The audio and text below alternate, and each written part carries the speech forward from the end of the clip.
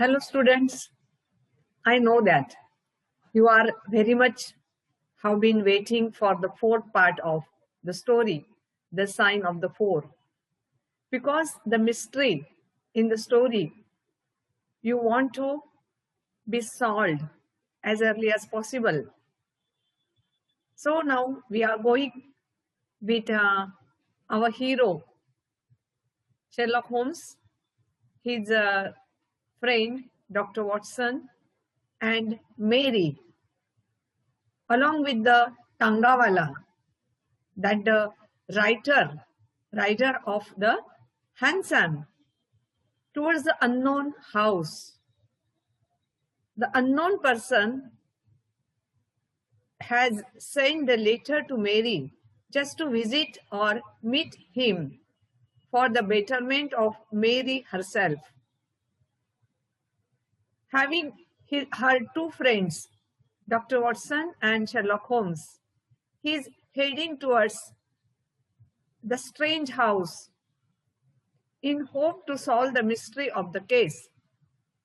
Sherlock Holmes, Dr. Watson, and Mary, all three persons are very much interested to know what will happen next. Who is the man? Who is the sender of the letter?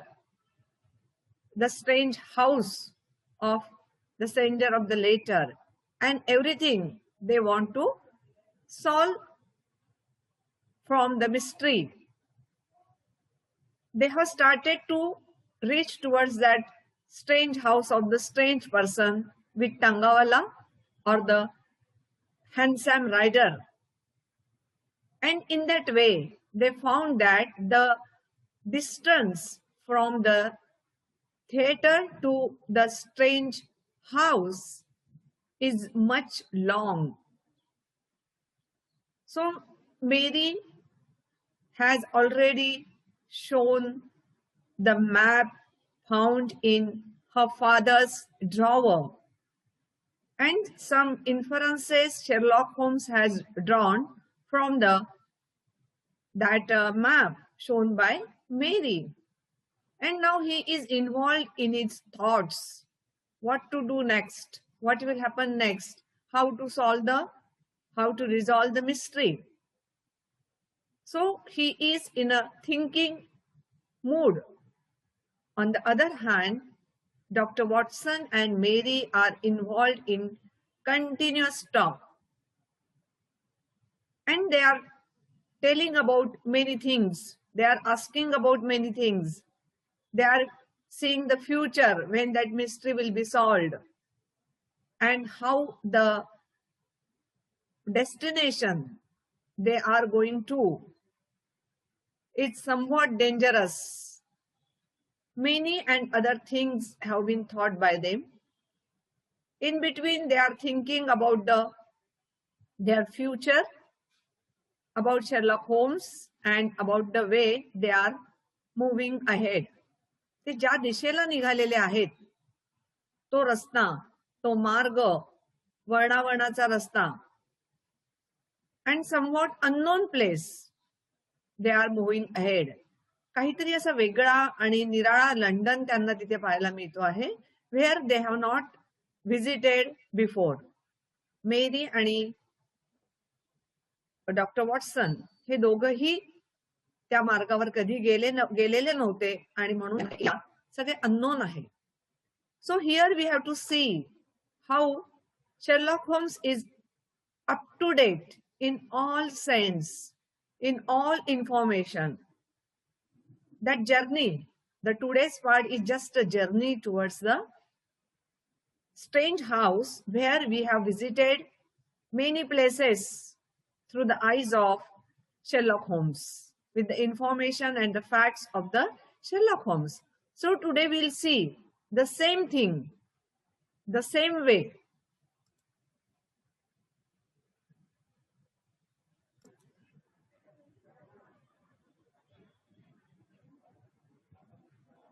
When the three, means Mary, Dr. Watson and Sherlock Holmes, with that coachman of the Hanson, They all three are heading to the Lyceum Theatre. Holmes, Watson, and Mary. They are whisked away in a darkened carriage to a strange house. कोचमन जो त्यांना लिसियम थिएटरच्या रांधावसला भेटला, त्यांनी त्याची गाडी, घोडागाडी त्या दिशेनं म्हणजे स्ट्रेंज हाऊसच्या दिशेनं हाकलणं सुरू केली. And all three are whisked away in the darkened carriage. त्यांचं जे हँडसम आहे, it's a dark because it's a night time and there is no much light in that box. It was September evening and not yet 7 o'clock. सप्टेंबर महिन्याची गोष्ट आहे आणि तेव्हा संध्याकाळची वेळ आहे. It's a cold weather there in London. London मध्ये अतिशय थंड वातावरण आहे सप्टेंबर महिन्यामध्ये. And they are moving forward. They means Mary, doctor Watson and the Sherlock Holmes. It is not yet 7 o'clock. 7 पण वाजले नाही या संध्याकाळचे. But day had been a dreary one. पण तो दिवस अंधारलेला असल्यामुळे तो भयंकर वाटतोय. ड्रिअरी one. And dense drizzly fog. वातावरणामध्ये पूर्ण धुके आहे, धुकेमय वातावरण आहे आणि पावसाचे जे ड्रिझल असतं, बारीक बारीक बारीक थेंब, तर ते पण कुठेसे ओलसरपणा आहे त्या फॉग मध्ये. And so it's a dark evening. ही संध्याकाळ कशी डार्क आहे. It's not a clear evening with some rays of the sun, nothing. This is a darkness and drizzly fog over the city, great city of London. पूर्ण शहरभर त्याचं वातावरण आहे. Mud coloured upon the slimy pavement. सगळे जे pavement आहे, रस्ता आहे, स्ट्रीट्स आहे, फुटपाथ्स आहे, there is the slimy mud. अशा धुकं साचल्या असल्यामुळे जमिनीवरची माती आणि धूळ याच्यामुळे ती पण जे रस्ते आहे ते पण मडी फील होतात आहे, मडी अपियर होतात आहे. The yellow glare from the shop windows stream out into the steamy vaporous air. So जी वाफ आहे हवेमध्ये, जे वातावरण आहे तिथे ओलसरपण आहे वातावरणामध्ये. Because there is a vapour, वाफ आहे, स्टीमी व्हेपरस एअर. आणि त्या हवेमध्ये प्रत्येक वस्तू काळोखलेली, अंधारलेली आणि हेवी वाटते, जड वाटतात आहे. शॉप विंडोज मधनं काही लाईट बाहेर पडतो आहे या however. And through a murky shifting Radiance. आणि त्यामुळे त्या धुके असलेल्या वातावरणात पडलेला प्रकाश असल्यामुळे तो रेडियन्स, जो प्रकाश या लाईटचा, across the crowded thoroughfare. What is thoroughfare? What is thoroughfare? Thoroughfare is a road forming a route between two places. आजूबाजूला असलेल्या दोन जागामधून जाणारा जो रस्ता असतो, दॅट इज कॉल्ड थोरोफेअर. आणि असा धुरकट, धुकाळलेला प्रकाश लाईट मधनं येणारा, शॉप विंडोज मधनं येणारा, सगळ्या त्या रस्त्यावर पसरलेला आहे. We can see how it is a darken, how it is a darken due to that fog and the dark clouds in the sky. आकाशामध्ये जे ढग आहे ते पण काळेशार आहे आणि असे लोंबलेले आहेत ते पूर्ण शहरावर. So that whole city looks like a dark hollow. See, these are the lights and the light is mixed in this fog. And so it like a spots, it like a spots, brightened spot. असे प्रकाशाचे धब्बे धब्बे सगळीकडे दिसतात आहे due to the fog. Down the strand, the lamps were misty splotches of diffused light. What is splotches? Smear of something. कशाचा तरी मुलामा देणे. जसं आपण आपल्या दागिन्यांवर सोन्याचा मुलामा चढवतो, दॅट इज द स्प्लॉचेस. तर इथे बट मिस्टी स्प्लॉचेस, जे लॅम्प्स आहे रस्त्यावरचे, स्ट्रीट लाईट्स आहे, त्याच्यावर पण असं धुकं जमा झालेलं आहे, धुक्यांचं आवरण जमा झालेलं आहे. त्याच्यामुळे लाईट जो आहे त्या दिव्यांमधनं येणारा तो स्पष्ट नाही आहे. इट इज डिफ्यूज लाईट, म्हणजे स्पष्टपेक्षा अस्पष्ट light, glimmer upon the slimy pavement. असा धुकेसर असलेला लाईट त्या रस्त्यांवर पडतो आहे. The yellow glare from the shop windows streamed out into the steamy vaporous air and through a murky shifting radiance across the crowded thoroughfare. There was mud-colored clouds drooped over the muddy streets. Here we can see dense, drizzly fog lay upon a great city. म्हणजे पूर्ण London शहरावर अतिशय दाट धुकं, आणि ते धुकं कसं की ज्याच्यामध्ये ओलसरपणा आहे, ड्रिझली फॉग. साधा कोरडं धुकं नाही आहे, तर ओलसरपणा असलेलं धुकं ले अपॉन अ ग्रेट सिटी, त्या पूर्ण लंडन शहरावर हे असं दाट असलेलं पावसाळलेलं धुकं सगळीकडे पसरलेलं आहे. You can see how that is a foggy pavements, foggy people, foggy trees, foggy light, everything is foggy. Okay. Then there are some streets which are muddy. Mud colored clouds droop over a muddy streets. आणि हे सगळे mud colored म्हणजे चिखलाच्या रंगाचे असलेले सगळे cloud हे चिखल साचलेल्या रस्त्यांवर तो पडतो आहे. Mud covered clouds ड्रुप्ड over muddy streets, म्हणजे आकाशातले ढग पण तसेच आहे, मडी रंगाचे काळसर, आणि ते त्या रस्त्यावर पडत आहे. Muddy streets we can see and mud colour cloud we are going to see, that is over muddy streets over London town. या सगळ्या शहरावर ते धुके म्हणण्यापेक्षा clouds which are dark, which are of the rained volumed clouds we can say, म्हणजे ज्याच्यामध्ये पाऊस भरलेला आहे, असे ढग काळे दिसतात नेहमी आणि ते त्या रस्त्यावर लोंबलेले आहेत. Diffuse light, as we have seen, what is diffuse light? It's not a clear light, it is a diffuse, fuse गेलेला लाईट आहे तो, म्हणजे पूर्ण प्रकाश नाहीये, सेमी लाईट आहे, सेमी ब्राइटन्ड आहे, थ्रोईंग अ फीबल सर्क्युलर ग्लिमर, आणि त्याच्यामुळे ते लाईट डिफ्यूज झाल्यामुळे असा तो छेदल्या जातो आहे, मधून ब्रेक होतो आहे, and it's a circular glimmer, आणि त्याच्यामुळे अशा गोलाकार आकारामध्ये असं ग्लिमर त्या लाईटचं आहे. See the roads and the, as we have seen the windows of the shops, the light is coming out on the street in the glimmer, circular glimmer, म्हणजे असं गोलाकार ग्लिमर वलय, प्रकाशाचं वलय, ग्लिमर म्हणजे प्रकाशाचं वलय तिथे पसरलेलं आहे, आणि तरी पण ते स्पष्ट दिसत नाहीये, because there is a foggy atmosphere and drooping clouds. पूर्ण वातावरण ढगाळलेलं आहे, धुकाळलेलं आहे, आणि ढग पण काळीशार ढग पण लोंबलेली आहे शहरावर. This is just a pictorial qualities which the author, novelist Sir Arthur Conan Doyle has given us, and we can experience how the London city is. We feel that we have visited London. म्हणजे लंडनचा अनुभव कसा ते आपल्याला यांच्या ह्याच्यातनं कळत आहे, आणि प्रत्यक्ष आपण ह्या सगळ्या जागांना भेट दिला आहे की काय असं आपल्याला वाटत आहे. So enjoy the journey through London. We can enjoy it. So here we can see the fogginess in the atmosphere. सगळ्या वातावरणामध्ये असलेलं जे fogginess आहे, that we can see.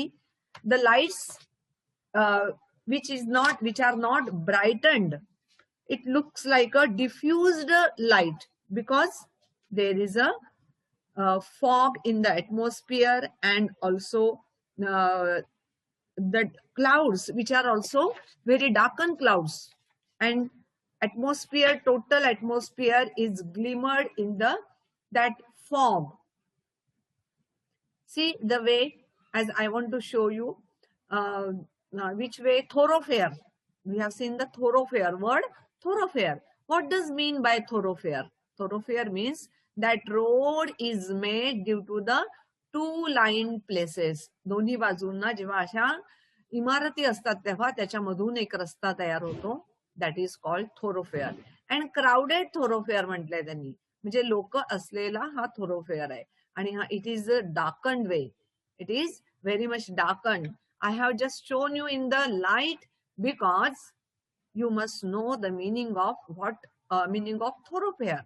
Okay, so this is the thoroughfare, the road going between the two places, दोन आजूबाजूला असणाऱ्या रंगांमुळे तयार झालेला road, that is called thoroughfare. The crowded thoroughfare, there was to my mind means to Dr. Watson's mind. Something eerie is भयंकर, serious, and ghost like, म्हणजे जणू काही असं घोस्ट असतो, भूत, आणि त्या भूताच्या सिरियल मध्ये असणारं जे वातावरण असतं ना, असं एकदम रहस्यमय, ghost like in the endless procession of faces. त्या सगळ्या धुक्यांमधनं अनेक माणसं जात आहे, प्रोसेशन ऑफ फेसेस, म्हणजे माणसं जात आहे, नुसते चेहरे नाही जात आहे, पण त्यांच्याही चेहऱ्यावर ती काळी छाया, धुक्याची काळी छाया पसरलेली आहे. आणि म्हणून डॉक्टर वॉटसन म्हणतात आहे की procession of faces, endless procession, म्हणजे सतत लोक जात आहे, which flitted across this narrow bars of light, आणि जे रस्त्यावर पडलेले बार्स आहेत, प्रकाशाचे झोत आहेत, त्याच्यामधून ते सगळे चेहरे पुढे जात आहेत. Some faces are sad, some faces are glad, haggard and merry, काही आनंदी आहे, काही दुःखी आहे, काही कष्टी आहेत, all human kind. They flitted from the gloom into the light, आणि सगळ्या प्रकारची माणसं आहे ते त्या ग्लूम मधनं, अंधकार वातावरणामधनं प्रकाशामध्ये चाललं आहे.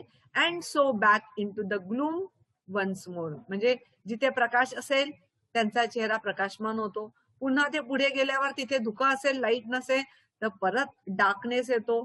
So it's a continuous change upon the faces of the people.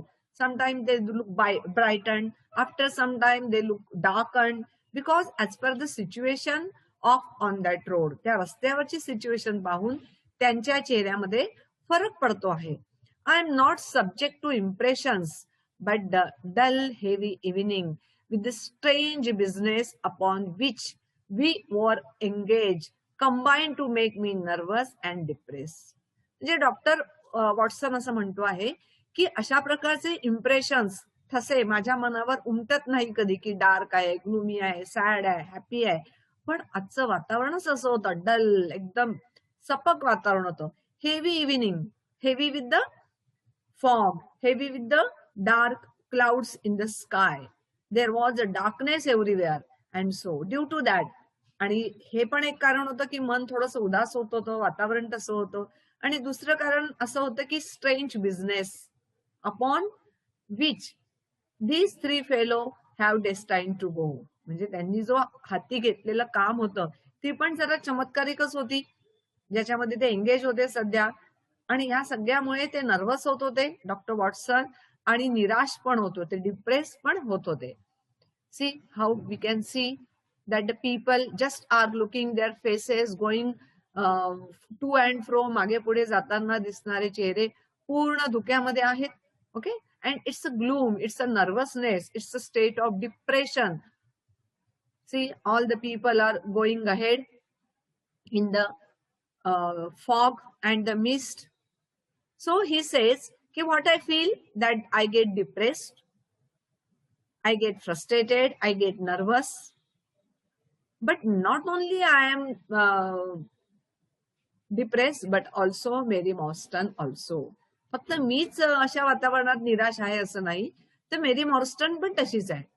Miss Morstan's manner that she was suffering from the same feeling, तिच्या मनात सुद्धा तसेच फिलिंग आहे की वातावरण कसं आहे, निराशकारक, आणि त्यांनी जे हाती घेतलेलं काम आहे, साहस आहे, that is also very much strange event, तो पण एक स्ट्रेंज प्रसंग आहे त्यांच्याकरता. फक्त त्या अशा वातावरणामध्ये फक्त स्थितप्रज्ञ कोण राहू शकलाय, तर फक्त होम्स अलोन कुड राईज सुपिरियर टू पेटी इन्फ्लुएन्सेस, म्हणजे अशा सगळ्या वातावरणाचा अनुभव परिणाम होत नाही असा एकमेव व्यक्ती आहे, तो म्हणजे Sherlock Holmes. He is involved in his own thought, he is involved in solving the case in mind, मनातल्या मनात ती केस कशी सॉल्व्ह करायची याच्यामध्ये तो चिंतन करतो आहे. He is thinking that fogginess is making all the people nervous, and these lights just creating the glimmer of foggy light on the road. He held his open notebook. He means who? Sherlock Holmes. Sherlock Holmes एकमेव व्यक्ती आहे की जो nervous झालेला नाहीये आणि तो आपल्या कामामध्ये बिझी आहे. He held his open notebook upon his knee, आणि त्यामुळे त्यांनी आपल्या जवळचं नोटबुक स्वतःच्या गुडघ्यांचा आधार घेत उघडलेला आहे. And he jotted down figures, आणि काही फिगर्स, काही आकृत्या, काही नंबर्स, काही शब्द असे तो सगळं नोट डाऊन करतोय. Figures and memoranda in light of his pocket lantern. आणि अशा अंधकारमय वातावरणामध्ये त्यांनी स्वतःचा एक पॉकेटमध्ये बसणारा कंदील आणलाय आणि त्याच्या प्रकाशामध्ये तो सगळे बघतोय. We can see the image of Sherlock Holmes ahead. See in that carriage or hansom. Sherlock Holmes is in the carriage in the dark atmosphere, but in the light of his pocket lantern, he is jotting down something in his diary. काही आपल्या diary मध्ये मुद्दे लिहून घेतोय तो.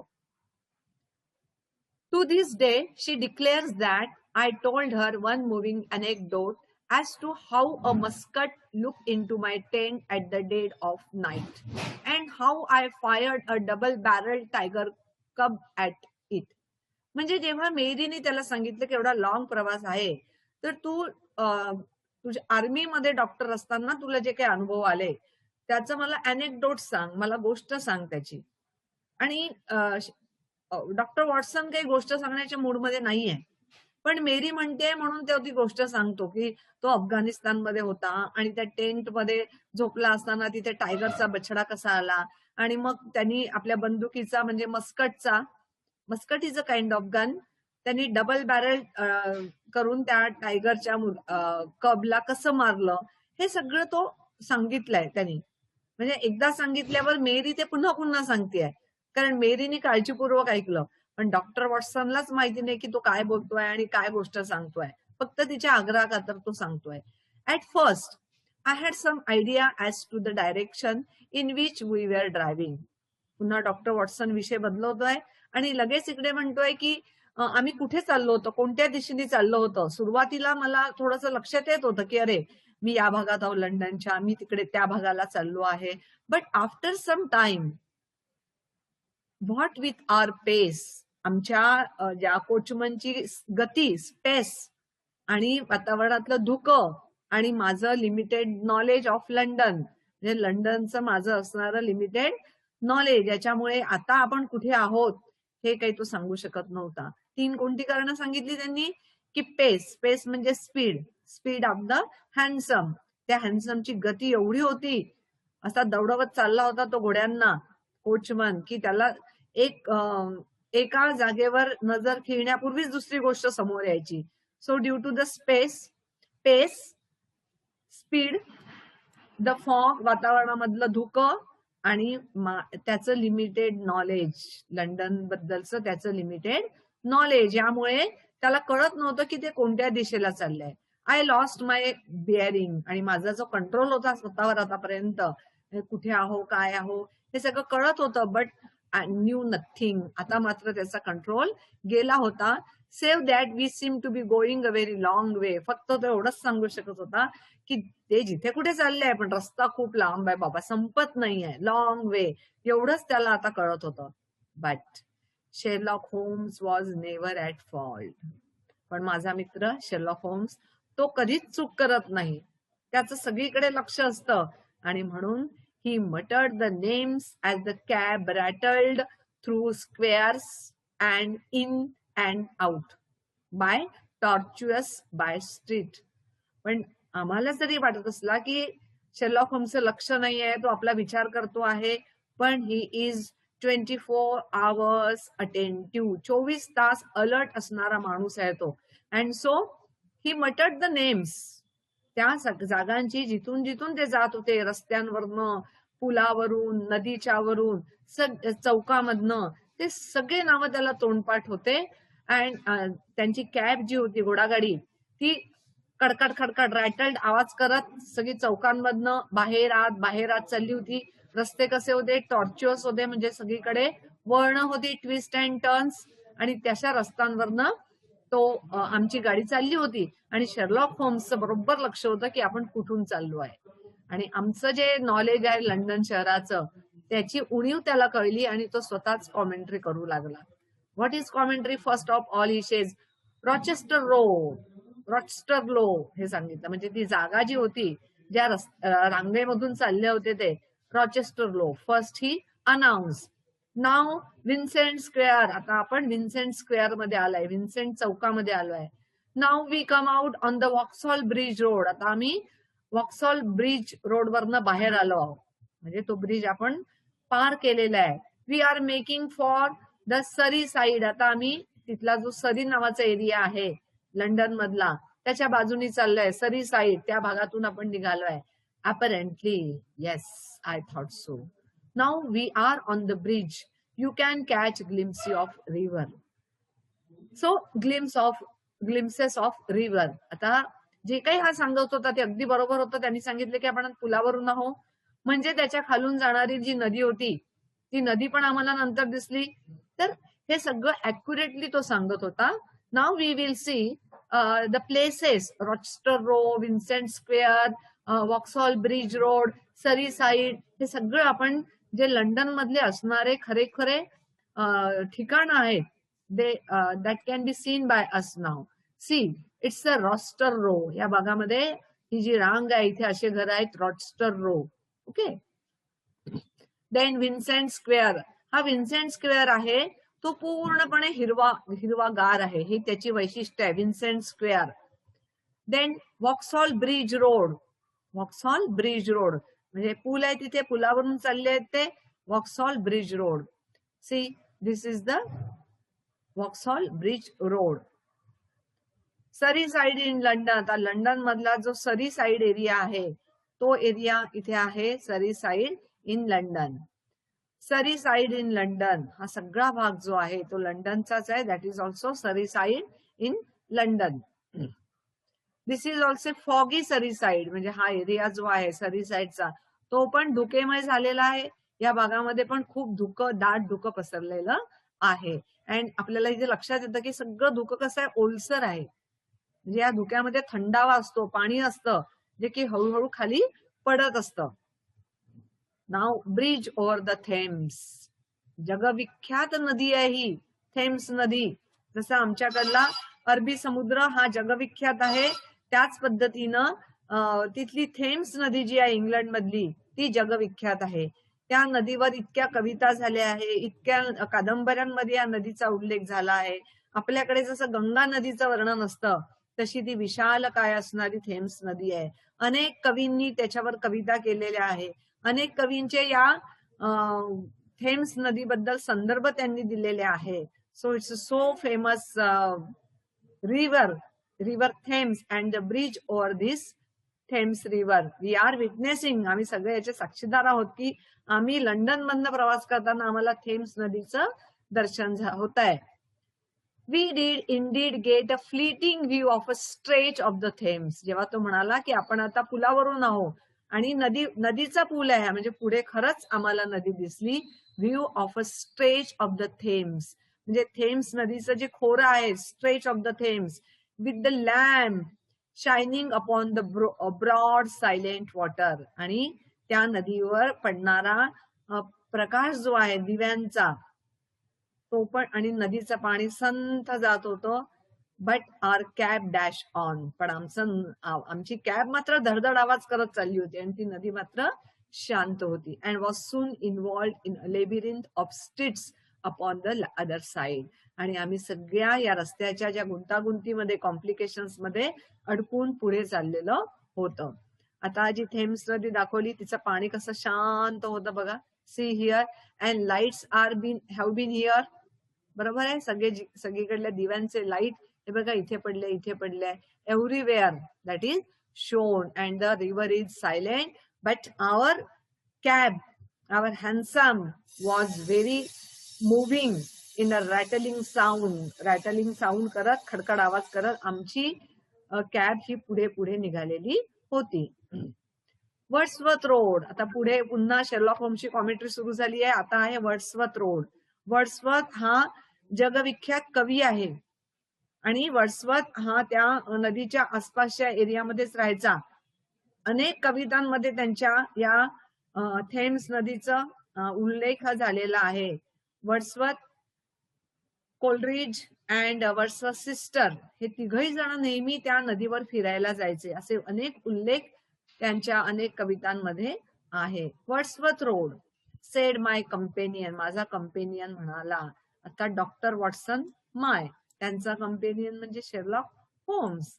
आता तो म्हणाला की वर्ड्सवर्थ रोड, मग प्रायरी रोड, मग Lark Hall Lane, Stock Hall Place, Robert Street, Cold Harbour Lane, our quest, quest म्हणजे search, does not appear to take us to very fashionable region. आणि नंतर नंतर हे सगळे रस्ते गेल्यानंतर जो एरिया येत होता तो फार फॅशनेबल नव्हता. आणि डॉक्टर वॉटसन म्हणतात की या सगळ्या गोष्टींवरनं माझ्या एक लक्षात आली की आम्ही जिथे जातो आहे तो एरिया काही खूप छान असेल असं नाही, खूप फॅशनेबल असेल, खूप पॉश एरिया असेल असं नाही. हे म्हणजे आमची सर्च ही बहुतेक फॅशनेबल एरियामध्ये नाहीये असं त्यांच्या लक्षात आलं. आणि आता हे सगळे जे एरियाज आहे आपण we will see one by one.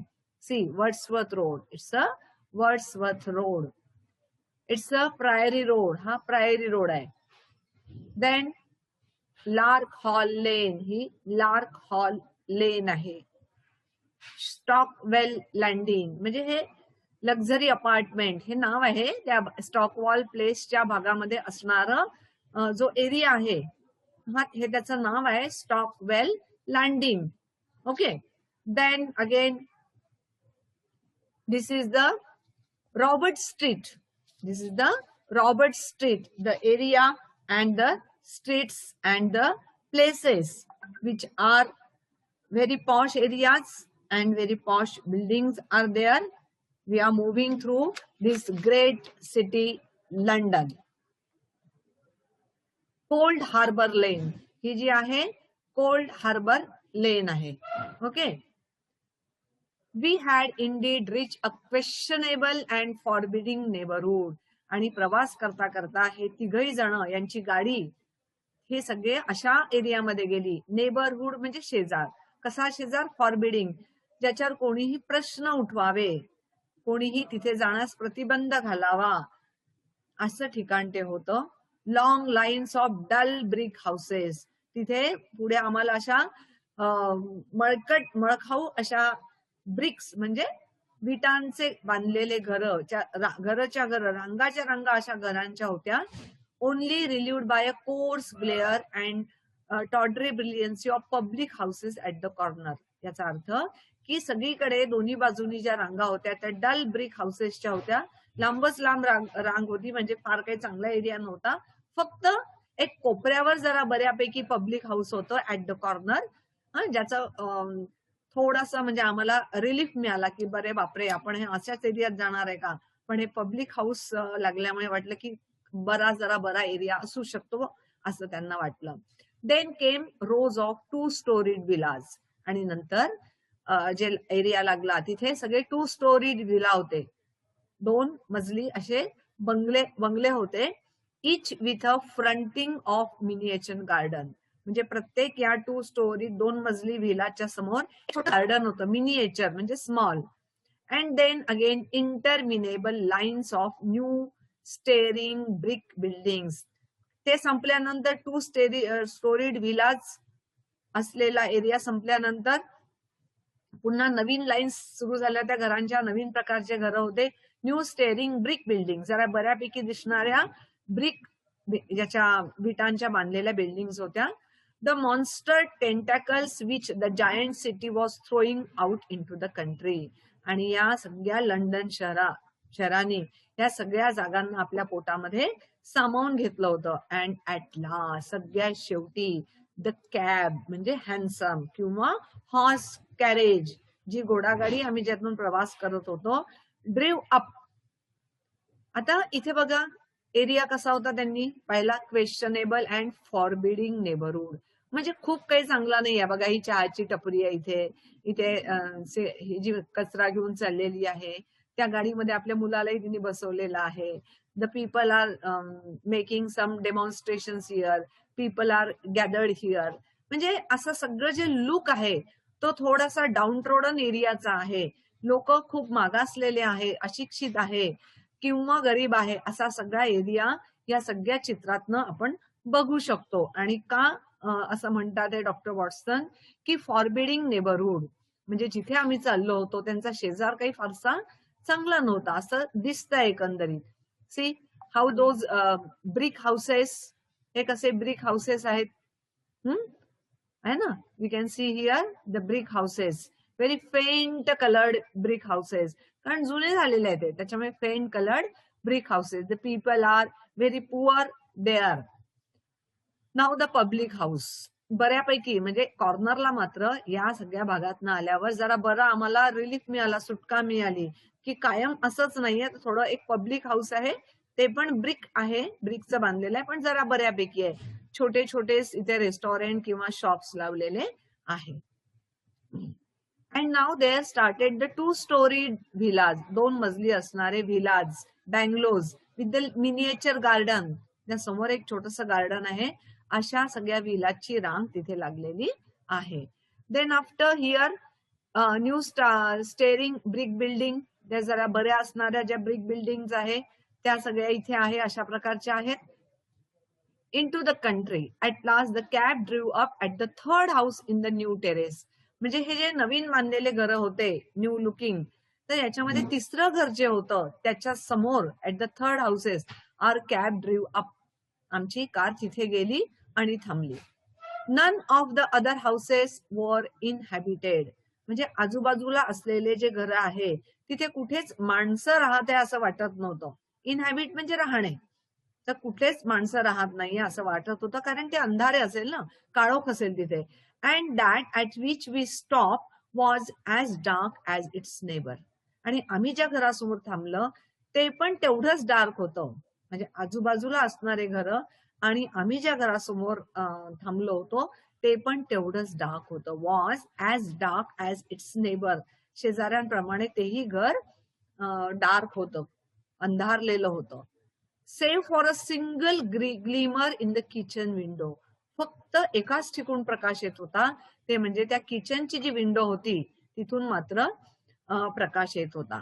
So how that house is we can see, आपण ते बघू शकतो, ते घर बघू शकतो की त्याच्या फक्त जी किचन विंडो आहे तिथून प्रकाश येतो आहे, बाकी सगळीकडे अंधार आहे.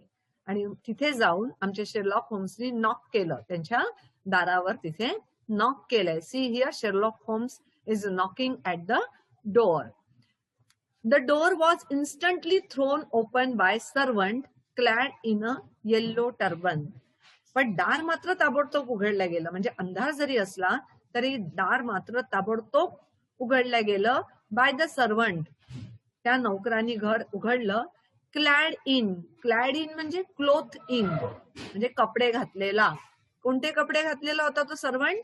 अ येल्लो टर्बन, एक पिवळ्या रंगाचा फेटा घातला होता. व्हाईट लूज फिटिंग क्लोथ्स, पांढऱ्या रंगाचे ढगळ कपडे त्यांनी घातले होते. अँड अ येलो सॅश, आणि एक पिवळा पंचा त्याच्या जवळ होता. There was something strangely incongruous in this oriental figure framed in the commonplace doorway of third-rate suburban dwelling house. आता ते म्हणतात की हे जे उपनगर होतं लंडनचं, सब अर्बन म्हटलंय, लंडनचा जरी भाग असला तरी सब अर्बन होता, म्हणजे उपनगर होतं ते. आणि त्या उपनगरामध्ये मग उपनगरामध्ये जे घर होतं तिथे ज्या माणसानी, ज्या सर्वंटनी दार उघडलं ते या वातावरणाला तो बिलकुल फिट नव्हता, इनकॉन्ग्रुअस होता. Because he was an Indian man, Indian servant wearing the Indian cloth, which is yellow turban, loose white loose fitting clothes and yellow sash. Okay, and the Sahib awaits you. तो काय म्हणतोय आहे? साहेब तुमची वाट बघतो आहे. The Sahib awaits you, said he, and even as he spoke there came a high piping voice. आणि त्यांनी जेव्हा असं म्हटलं की साहेब वाट पाहतो आहे तुमची, तशा वेळेस तो काय म्हणाला आहे, तिथून आतून एक आवाज आला, हार्श साऊंड होता. Inner room, show them in to me खिदमतगार, त्या लोकांना जे मला भेटायला आले आहे त्यांना ताबडतोब माझ्याकडे घेऊन ये. It cried, show them straight in to me, त्यांना ताबडतोब फक्त माझ्याकडे येऊ दे, बाकी कुठलेच काम त्यांना सांगू नको. Is this the way? म्हणजे त्या लिसियम थिएटर जाऊन ते निघाले आहेत आणि इथे त्या माणसाकडे, अननोन माणसाकडे इन स्ट्रेंज हाऊस हे तिघही जण येऊन थांबलेले आहेत. And now they are allowed to meet that strange man in the strange house. So this is the man with yellow turban, white loose cloth at the door, and he is asking all of three are Dr. Watson, Mary, and Sherlock Holmes. He called them, please come inside, Sahib awaits you. साहेब तुमची वाट बघत आहे असं तो त्यांना म्हणालेला आहे. And in such a way, these three persons, means Sherlock Holmes, Dr. Watson, and Mary, all three are escorted inside a house by a servant. आणि या नौकरांनी, इंडियन सर्वंट, या नौकरांनी या तिघांनाही आपल्या आत, घराच्या आत त्या व्यक्तीकडे ते घेऊन गेलेले आहे. So this is the end of the fourth part. In the next part, means the fifth part, we will see that how the case proceeds. ज्या केस साठी ते आले होते ती केस कशी पुढे जाते. How is the discussion between that unknown man with these three, and whether the mystery reveals or not. त्याच्यातनं काही मार्ग निघतो की नाही, रहस्य उलगडल्या जातं की नाही. That we will see in the next part.